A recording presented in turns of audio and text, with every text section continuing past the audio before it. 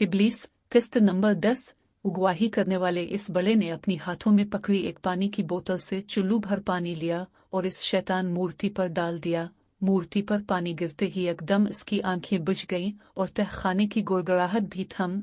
अब्दुल्ले, तुम ये क्या कर रहे हो? नादिर शाह ने गजबनाक लहजे में दरियाफ्त किया। अभी बताता हूँ कि मैं क्या कर रहा हूँ। ये कहकर उगवाही करने वाले बूढ़े, जिसका नाम अब्दुल्ले था, ने पानी का एक चुल्लू और भरा और नादिर शाह के साथ खड़े इन दोनों जिन्नात पर डाल दिया।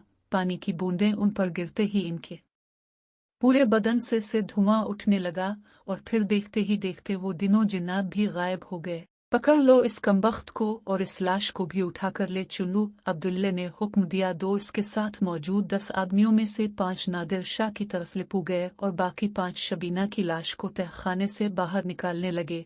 इस पूरे झमेले के दौरान तहखाने की छत पर गोल गोल घूमता धुआं अब्दुल्ले की आमद पर तहखाने के एक कोने में सिमट गया था। तुम क्या समझते हो कि इस इलाके की आवाम पर जो दिल चाहेगा सितम करते रहोगे?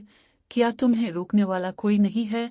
मैं शुरू दिन से तमेरी हर अमल पर नजर रखे हुए हूँ, मगर अब तक तमेरी भाई की वजह से तुम्हें ढील देता रहा। मैं समझता था कि एक ना एक दिन तो तुमरा रास्त पर आ ही जाओगे, मगर तुम्हारी हवस है कि खत्म होने का नाम ही नहीं ले रही। बस बहुत हो गया, अब मैं तमेरी गुनाहों का इख्तिताम करके ही रहूंगा और तुम्हारी इस जुल्म की सल्तनत को हमेशा के लिए खत्म कर दूंगा। अब्दुल्ले गुस्से से बिखरे वजूद के साथ नादिर शाह को इसके अंजाम से उगा कर रहा था। राइटर जिनजाद। अब्दुल्ले, तुम्हारी इतनी हिम्मत कि तुम नादिर शाह के मुकाबिल खड़े रहकर उसे ललकार रहे हो। भूल गए कि आज तुम जिस भी मकाम पर हो मेरे और मेरे भाई की ही वजह से हो। अगर मेरे भाई को पता चल गया तो तुम्हारा अंजाम बहुत भयानक होगा। नादिर शाह ने अब्दुल्ले को नीचा दिखाने की कोशिश की। नादिर शाह, यह तमेरी भाई के एहसानों का ही नतीजा था कि तुम अब तक जिंदा हो, वरना मैं तो तुम्हें बहुत पहले ही खत्म कर चुका होता। और रही बात तमेरी भाई की, तो चुल्लू मरने से पहले मैं तुम्हें बता दूं कि तमेरी भाई ने ही तुम्हें खत्म करने के लिए मुझे भेजा है।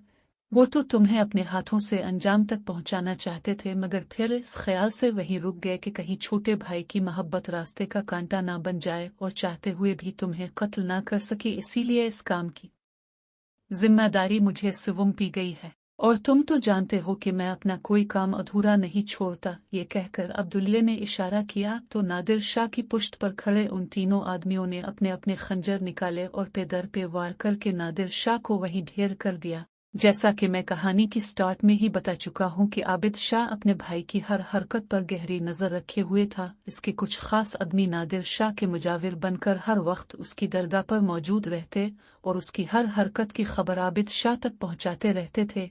इसी तरह जब दरगाह पर रोज शबीना की इम्द होने लगी और फिर एक दिन कोठी के अंदर जाने के बाद 2-4 दिन तक शबीना और उसके शौहर की वापसी न हुई, तो उन जासूसों ने यह खबर आबिद शाह तक पहुंचा दी। फिर आबिद शाह ने इस सब मामले की हकीकत पता लगाने की जिम्मेदारी अपने मौकलात को सौंप दी। जब तक आबिद शाह को अपने भाई की इस नई कारस्तानी का इल्म हुआ तब तक बहुत देर हो चुकी थी।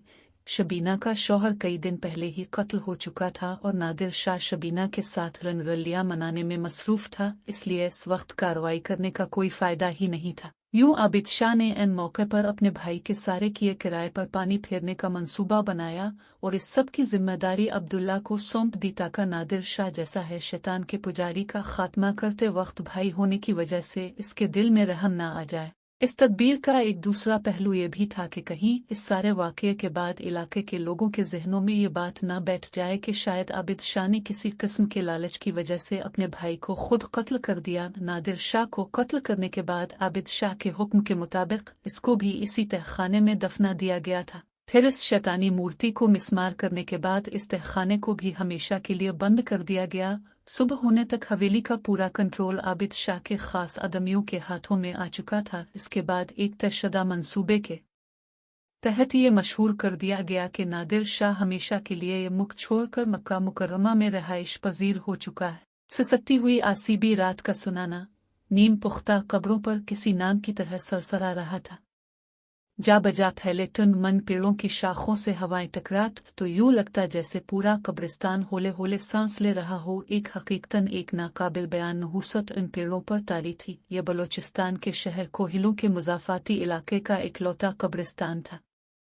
इस कब्रिस्तान के 3 अतराफ में घना जंगल और चौथी समत में सनलाख पहाड़ थे। कब्रिस्तान के बिल्कुल वस्त में एक झोंपड़ी के अंदर से रोशनी फूट रही थी। लालटेन की अरकान ज़दा रोशनी में इन दोनों अफराद के लर्जीदा साए झोंपड़ी की शिकस्ता दीवार पर मुतहर्रिक थे।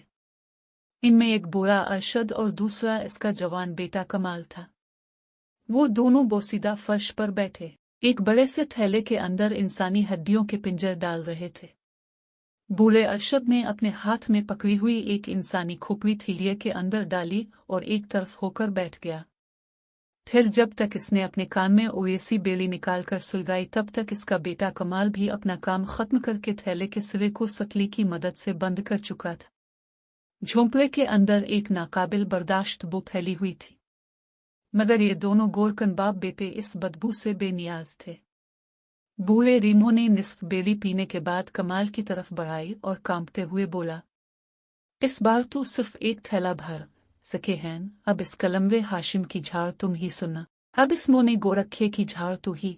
कमाल ने बेली का कसीफ धुआं फिजा में अलिफागला और बोला, हम क्या कर सकते हैं अबू, जितनी हड्डियां जमा हो सकी हमने कर दी। अब हम अपनी हड्डियां तो उसे थैले में भर कर देने से रहे। बेटे की बात सुनकर बूढ़े अरशद को गुस्सा आ गया और बोला, तुझे लोफर गर्दियां करने से फुर्सत मिले तो हड्डियां जमा हो सके ना, सारा दिन तो गांव के चश्मे पर चक्कर लगाता रहता है। भला तेरा चश्मे पर क्या काम। राइटर जिनजाद बाप की बात सुनकर कमाल एक लंबा किश भरते हुए बोला, अरे अबू मैं तो चश्मा पर खुली फिजा के मजे लेने जाता हूँ। बस सब पता है मुझे कि तो वहाँ किसी वास्ते जाता है। सारा दिन तो वहाँ कपड़े धोने बैठी गांव की औरतों की छातियां ताड़ता रहता है और अब बैठकर मुझे कहानियां सुना रहा। बाप ने मारने के अंदाज में हाथ नचाकर कहा तो कमाल झींप कर खीखी करने लगा। फिर ठीक इसी लम्हे झोंपड़ी के बाहर हल्की ही आहट हुई और टाट के झूलते पर्दे का निचला सरा जरा सा सिरका और एक मोटे जंगली बल्ले जैसे जानवर का खौफनाक चेहरा नमूदार हुआ। कोई और होता तो इस करीह सूरत जानवर को देखकर खौफ से सिमट जाता, मगर कमाल ने उसे देखते ही बड़े मानी खेज अंदाज में अपनी बाछें फैला दे और बचकार कर इस हैबत जानवर को अंदर बिला लिया। वो भी शायद इस आवाज से मानूस था, लिहाजा फौरन ही अंदर आ गया। ये लगभग 4.5 फुट लंबा बिज्जू था जो अब कमाल की गोद में अपना सर रगड़ते हुए साथ ही रखे इंसानी हड्डियों से भरे तेलाय को भूखी नजरों से देखे जा रहा था। यह हरकत देखकर कमाल बड़े प्यार से इसके सर पर अपना हाथ फेरते हुए बोला, कुछ नहीं है, इस थैले में इनका सारा गोश्त तो पहले ही नोच कर चट कर चुका है। इसकी यह बात शायद बिज्जू ने समझ ली थी, वो जिस पर असरार अंदाज में वारिद हुआ था। इसी तरह एक अंगड़ाई लेते हुए खामोशी से दोबारा बाहर निकल गया। इसके निकलते ही अरशद पहली बार जुमानी लहजे में अपने बेटे से बोला, अपनी सारी जिंदगी में तो ने बस एक ही ढंग का काम किया है कि इस मुर्दा खुर को सुधार लिया। हाँ अबू, वरना जिस किस्म का काम हम करते हैं इसके बगैर तो बड़ी मुश्किल हो जाती हमें। कमाल ने बाप की तायद की। बेटे मगर उसकी एक बात खराब है, जब ये ज्यादा भूखा होता है तो कब्र से मारदे निकालकर गोश्त के साथ साथ इसकी हड्डियां भी चबा डालता है।